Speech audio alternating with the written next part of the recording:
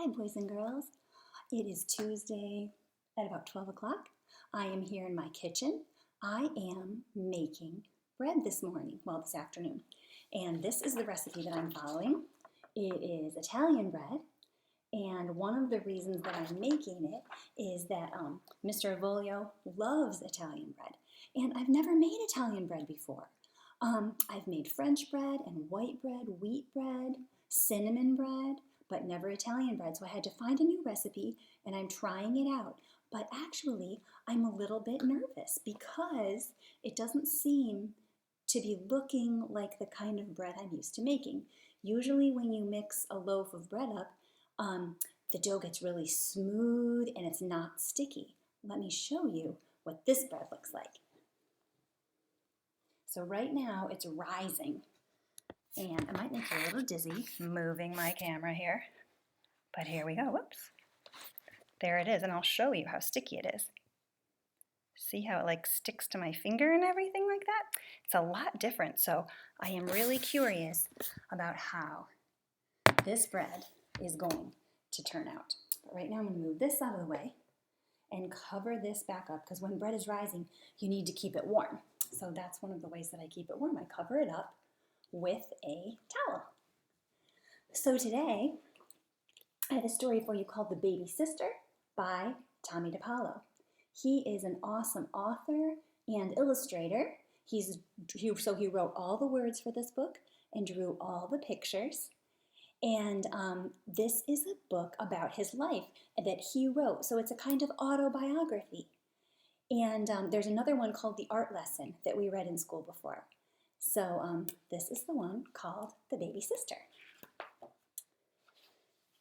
The Baby Sister, written and illustrated by Tomie DePaola. And the dedication is for my sister, Maureen. Tomie had a mother, a father, 2 grandmothers, 1 grandfather, lots of aunts and uncles, an older brother, Buddy, a dog named Tootsie, and lots of cousins. So when Tommie's mother told him that she was going to have a baby, Tomie said, "Can I have a baby sister with a red ribbon in her hair?" "We'll see," his mother told him. Tommie's family started getting the baby's room ready. Dad and Buddy painted the walls white and the crib a bright yellow. They chose yellow because they didn't know if it was a boy or a girl, and boys and girls both like yellow. Mom made new curtains and piled snow white diapers and baby clothes on the shelf above the baby's changing table, right here. Those are some good details. "Can I do something for the baby's room?" Tomie asked his mother. "I want to paint a picture for the wall." "Of course you can," his mother said. And look at all of the stuff he made, all the pictures he made for his baby sister.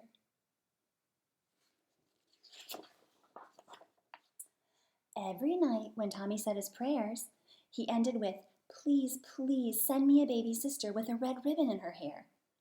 As the months passed, his mother's tummy grew bigger and bigger. "The baby's in here," she told Tomie, pointing to her tummy. Tomie leaned his head against her. "Hi, baby," he whispered.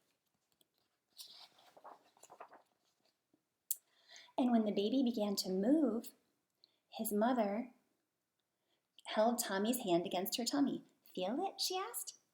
"It's kicking," he answered.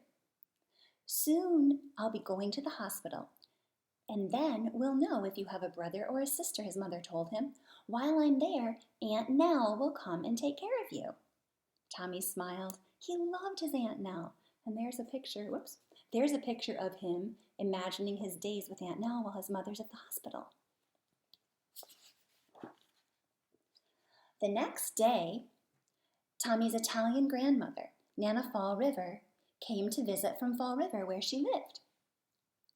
"Guess what, Nana?" Tomie said. "I'm going to have a baby sister, and she's in Mom's tummy, and she's going to be just waiting to be born. And sometimes when she kicks, Basta, Tomasino, enough. I don't want to hear any more," she told him. Tommie's like, "Why aren't you excited with me?" That night, when Tomie and Buddy were asleep, their mother told their father that it was time to go to the hospital.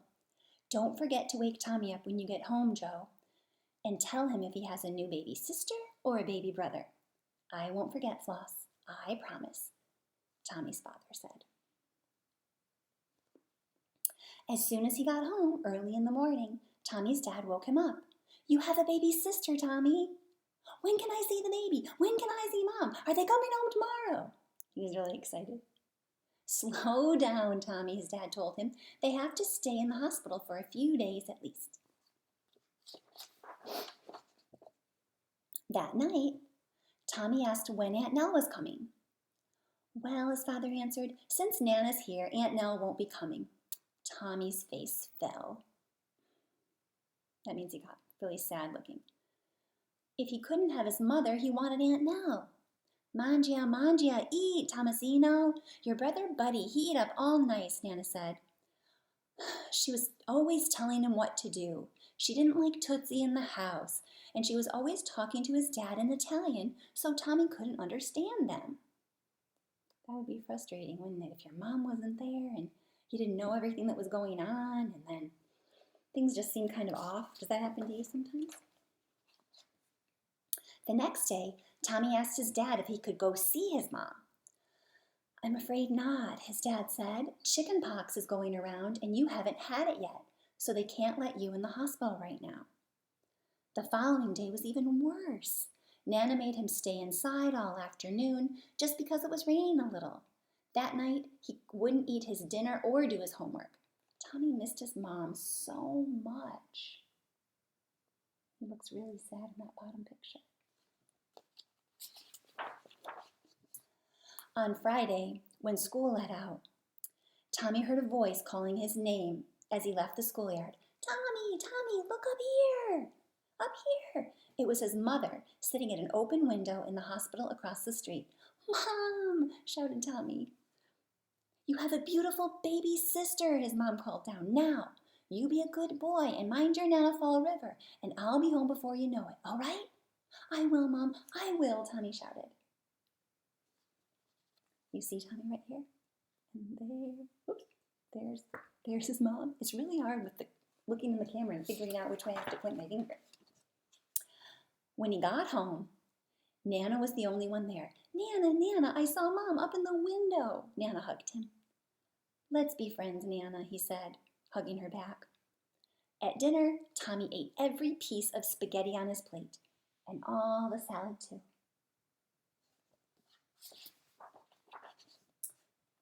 On Sunday, his dad went to the hospital to get his mother and his baby sister. Everyone else waited at the house. Nana Fall River and Nana, his Irish grandmother, and his grandfather Tom, his Uncle Buddy, his Uncle Charles and his girlfriend Viva and Aunt Nell, Buddy and Tootsie. Tomie heard the car pull into the driveway. The door opened, and there was his mother holding a small bundle in her arms. Tomie hid behind the big armchair as everybody crowded around his mom and the new baby. See him hiding? Where's Tomie? His mother asked. Here I am, Tomie shouted, jumping up from behind the armchair. Here I am. His mom kissed him. Then Nana said, Ferenzi, Florence, let Nana have the baby. My friend, Nana said, turning to Tomie, sit down so you can hold your new sister. Tomie sat in the big armchair. Nana placed the warm bundle in his arms and folded back the blanket.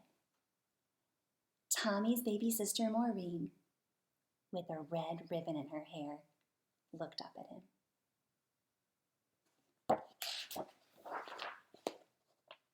And Tomie was the happiest boy in the world. He got just what he wanted.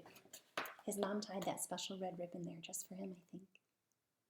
Well, I should probably go check on my bread again, see how it's doing, and I hope that it rises and does everything that it's supposed to, and the next time I make a video for you, I'll tell you if it turned out, because sometimes things turn out and sometimes they don't, but you have to try, all right?